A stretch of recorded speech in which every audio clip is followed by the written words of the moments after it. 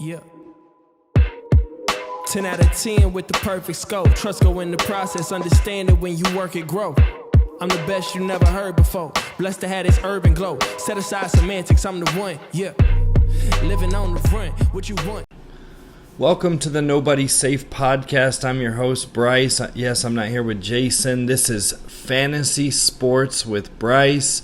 Follow me on TikTok, Fantasy Sports _Bryce. Follow me if you want to win. If you're seeing this on YouTube, subscribe, hit the thumbs up, leave a comment, help the algorithm, or don't if you want to win and you don't want other people to get this information. That's fine, but this is for winners. This is what we're going to do. We're going to win our fantasy leagues. Today I'm going to talk about something a little bit different. I'm going to talk about Dynasty. So in Dynasty, you can have a fresh redraft where you draft your entire squad. Or, if you've been playing Dynasty for a few years, you know that you can actually have your second and third year draft consist of mostly rookies.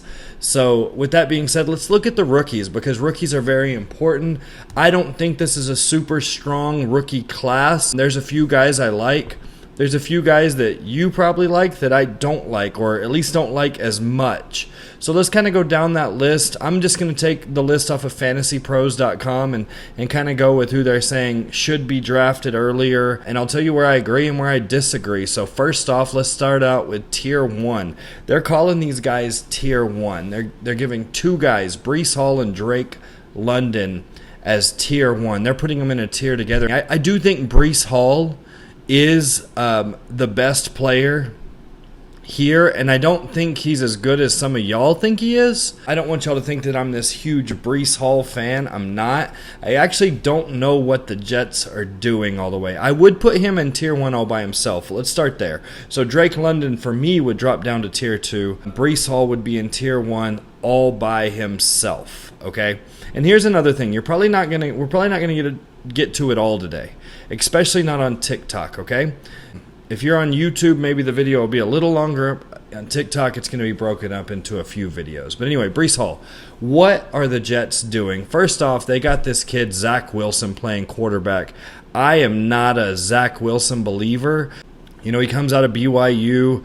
I'm not a big fan. And then you're like, well, who do they start instead? They got Joe Flacco, Mike White. It's got to be Zach Wilson.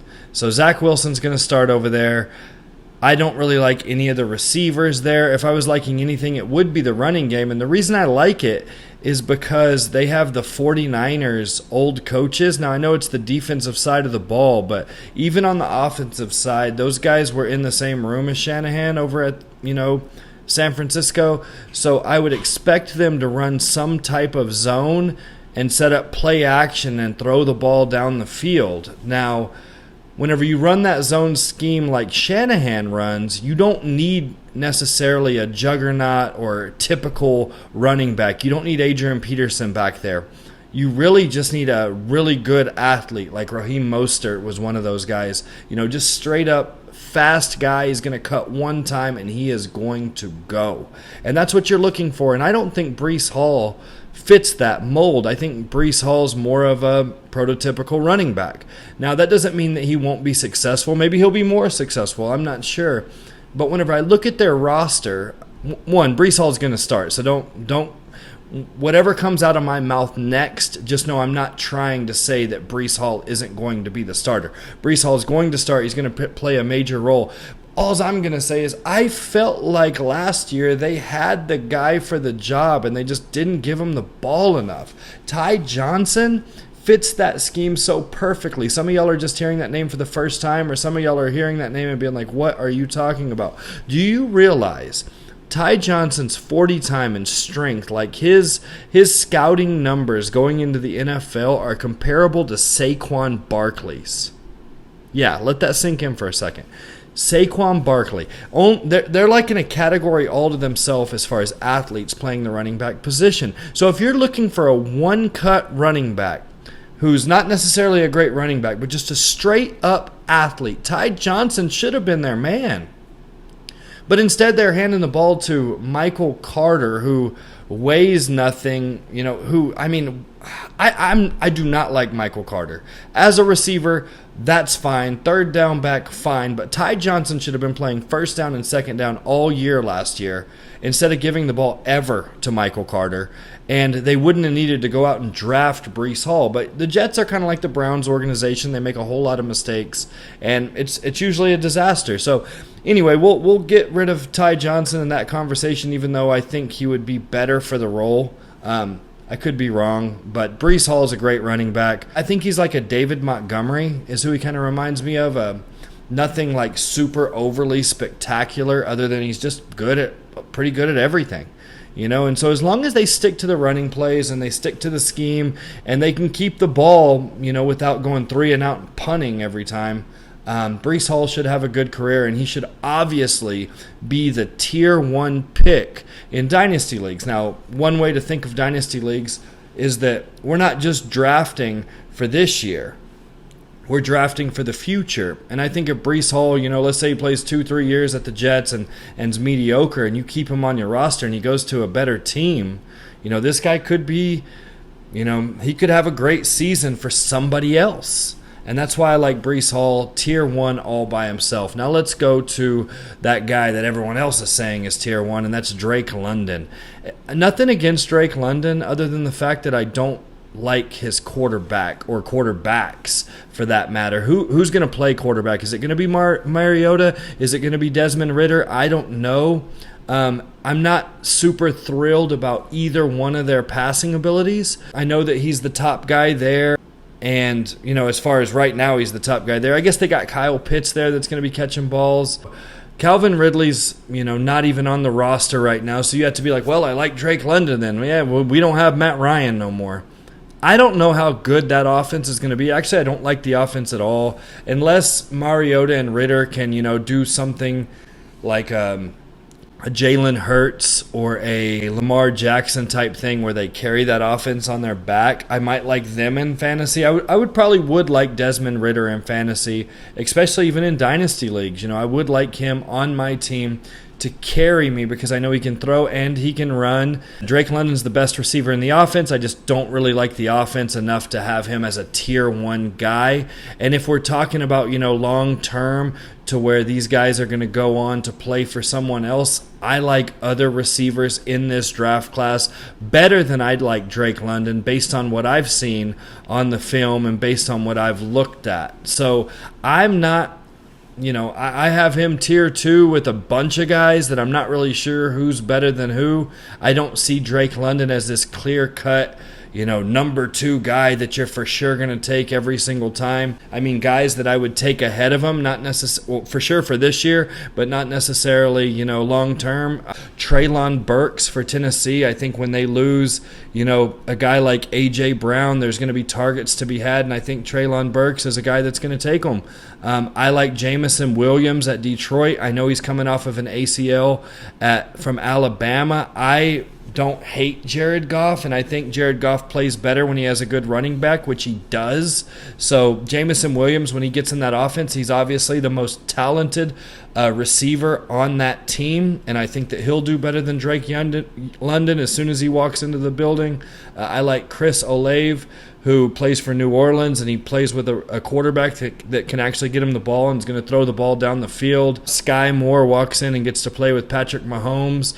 As far as running backs are concerned, I don't necessarily like Ken Walker from Seattle. He doesn't overly excite me. James Cook is interesting over at Buffalo. He's Dalvin Cook's brother, so he's interesting to me. I know he has a good bloodline as far as running. I'm not going to get too far into this because we're going to talk about this a lot more, but keep James Cook on your radar, especially being at Buffalo. The fact that Devin Singletary, they don't have a running back. They don't really have a guy, and James Cook could probably easily walk in there, prove himself, and take that spot. I don't like Rachaad White at Tampa Bay because he's behind Leonard Fournette, who's a workhorse, and he's probably not going to get a lot of playing time.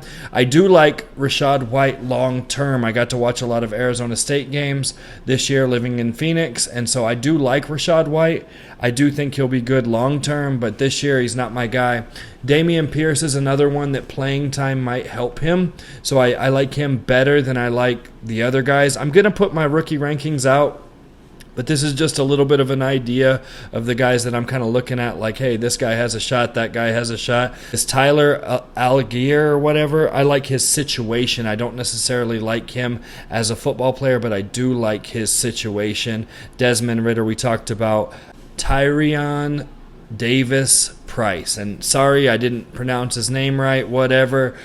Some of y'all LSU fans are so grouchy with me right now. And this guy, people are writing a lot of negatives about him.